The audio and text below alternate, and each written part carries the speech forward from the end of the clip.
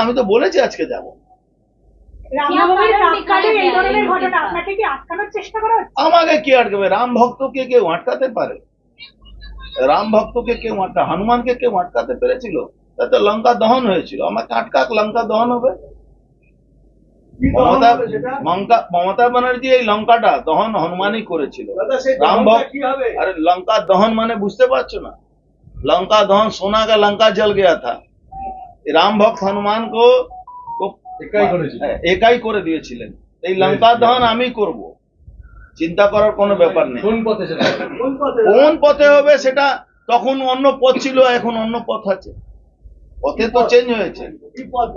সে পথ এখন বলবো না, আপনারা নিশ্চয়ই খুলে দেখবেন পথ কি থাকে। রাম রাবণ বধ করেছিল, আপনিও কি তাই পথে যাবেন?